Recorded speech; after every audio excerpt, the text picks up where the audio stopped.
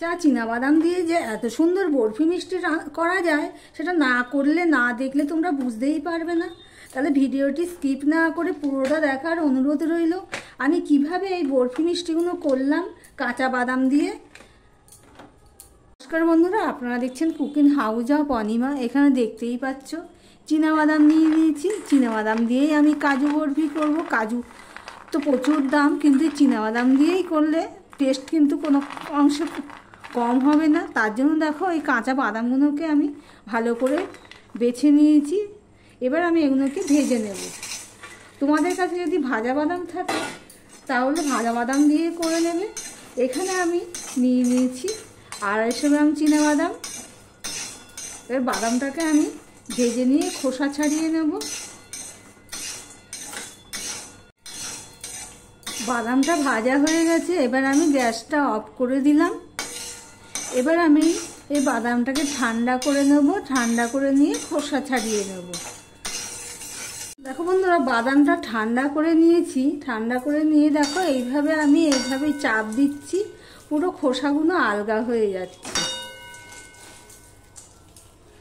দেখতেই পাচ্ছ অনেকটাই খোসা উঠে গেছে। এবার আমি একটা থালায় এগুলো এইভাবে নিয়ে নেব সম্পূর্ণটা। দেখো বন্ধুরা, সমস্ত খোসাগুলো আমি ছাড়িয়ে নিয়েছি বাদামে, দেখতেই পাচ্ছ।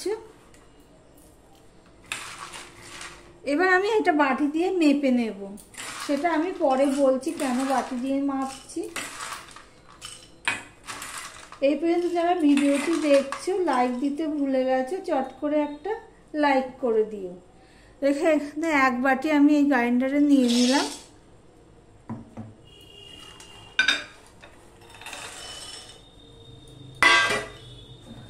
ধরো মোটামুটি 2 বাটি, 1 বাটি আর 1 বাটির একটু কম আমি এটা এখানে নিয়ে নিলাম। এবার আমি এটা পাউডার বানিয়ে নেব। দেখো এটা পুরো গুঁড়ো করে নিয়েছি, দেখতেই পাচ্ছ পুরো গুঁড়ো হয়ে গেছে। তবুও এটাকে আমি একটুখানি ছেঁকে নেব ছাঁকনির সাহায্যে।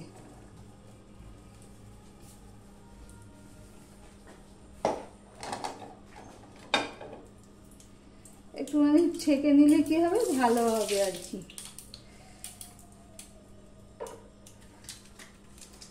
তোমাদের এই প্রসঙ্গে একটা কথা বলছি বন্ধুরা,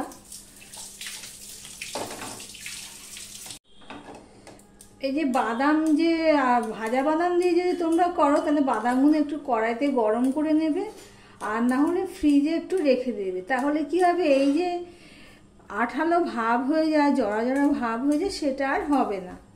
এটা একটা টিপস। আমি এটা সমস্তটা আমি ছেঁকে নেব পুরো। এমনি আমার তো এটা গরম করে নেয়, গরম বাদামেই বলতে পারো, যেহেতু কাঁচা বাদামটা আমি ভেজে নিয়ে করছি। কাঁচা বাদাম দিয়ে যে এত সুন্দর বরফি মিষ্টি হয়, না করলে তোমরা বুঝতেই পারবে না। দেখো সমস্তটা আমি করে নিয়েছি। আমি যেগুলো গোটা গোটা ছিল সেগুলোকে আমি আবারও মিক্সিতে গ্রাইন্ড করে নিয়ে তারপর আবার ছেঁকে নিয়েছি। এদিকে দেখো একটা কড়াই বসিয়ে দিয়েছি। আমি যে বাদামটা মেপে দিয়েছিলাম, এই কারণে আমি যতটা বাদাম দিয়েছি তার অর্ধেকটুকু আমি চিনি ব্যবহার করব, সেই জন্য আমি বাদামটা মেপে দিয়েছি। এবার আমি যেহেতু 1 বাটি চিনি দিলাম, 1 বাটি মানে 1 বাটির একটু কম আমি চিনি দিলাম, সেখানে আমি এখানে 1/2 বাটি আমি জল দিয়ে দিলাম। এবার আমি একটা চ্যাটচেটে শিরা রেডি করব। একদম খুব একটা একতার ব্যাপার না, একটা চ্যাটচেটে শিরা আমি রেডি করে নেব। আমি প্রায় 2.5 থেকে 3 মিনিট আমি জাল দিয়ে নিয়েছি। এবার আমি অল্প অল্প করে দেব।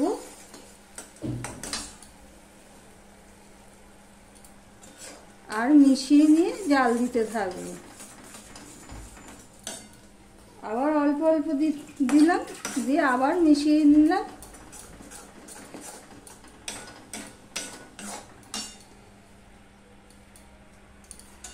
এই পর্যন্ত যারা ভিডিওটি দেখছো লাইক দিতে ভুলে গেছো, চট করে একটা লাইক দিয়ে কন্টিনিউ করো।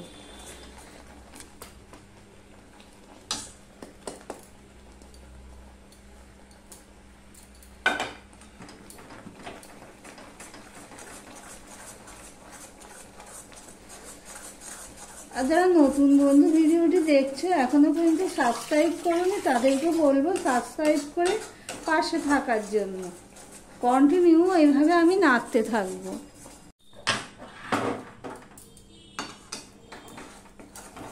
দেখো কিছুটা হয়ে গেছে, দেখতেই পাচ্ছ কড়াইয়ের থেকে উঠে আসছে। এই অবস্থায় আমি দিয়ে দিচ্ছি একটুখানি করে ঘি, 1 চামচের মতন আমি ঘি দিয়ে দিলাম। ঘিটা দিয়েও আমি একটুখানি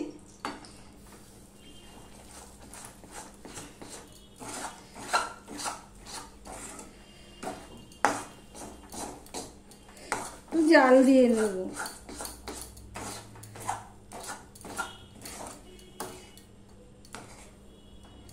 এবারে আমি এর স্বাদটা আরো বাড়ানোর জন্য দিয়ে দিচ্ছি 2 চামচের মতন গুঁড়ো দুধ।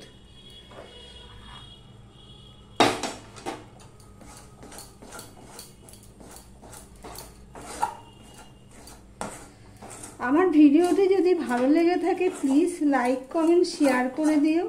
আর যারা নতুন বন্ধু ভিডিওটি দেখছো এখনো পর্যন্ত সাবস্ক্রাইব করোনি, তাদেরকে বলবো সাবস্ক্রাইব করে পাশে থাকার জন্য। এই দুধটা দিলে খেতে ভালো লাগবে, স্বাদটা আরো বেড়ে যাবে।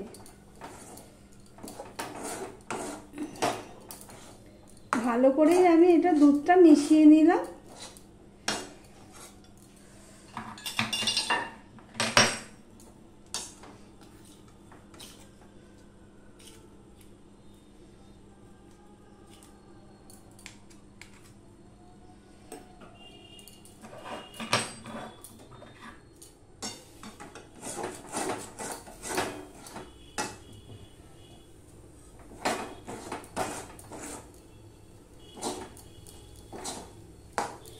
দেখো কড়াইয়ের থেকে উঠে যাচ্ছে, দেখতেই পাচ্ছ। এবার আমি গ্যাসটা অফ করে দিলাম। যেহেতু গরম কড়াই তাই আমি এটা সমানে এইভাবে করে নিচ্ছি, দেখতেই পাচ্ছ।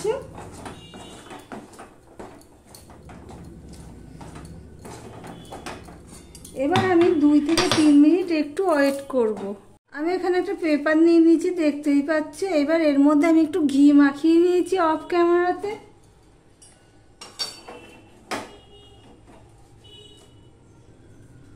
এবার এখানে আমি এটা দিয়ে দিলাম। একটু গরম থাকতেই দিতে হবে।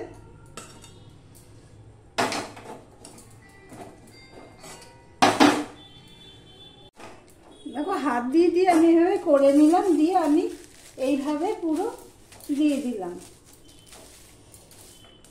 এবার আমি একটুখানি সমান করে দেব।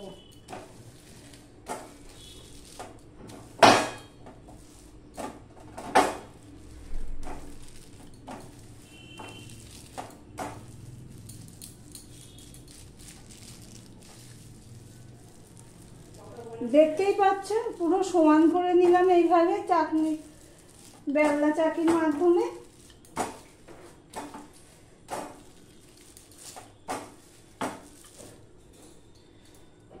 এবার পেপারটা আমি তুলে নিলাম।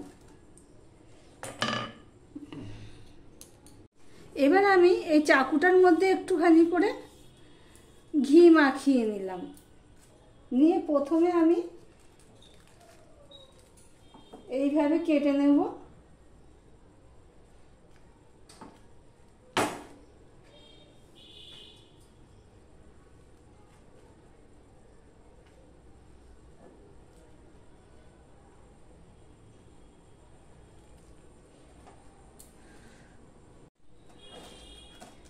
দেখো বন্ধুরা, আমার সমস্ত বরফিগুলো হয়ে গেছে, কাটা হয়ে গেছে, দেখতেই পাচ্ছ।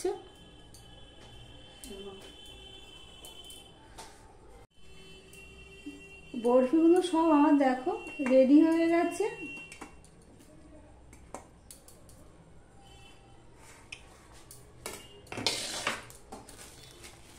এটা ঠিক সাবধানে এইভাবে তুলতে হবে, তুললে উঠে যাবে।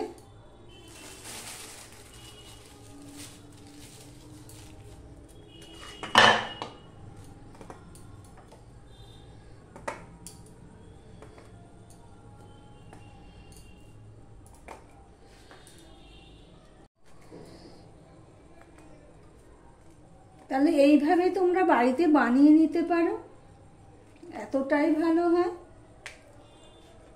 সমস্ত বরফিগুলো আমার রেডি হয়ে গেছে।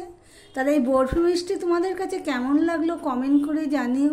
তাহলে ভিডিওটি আজকের মতন এখানেই শেষ করলাম।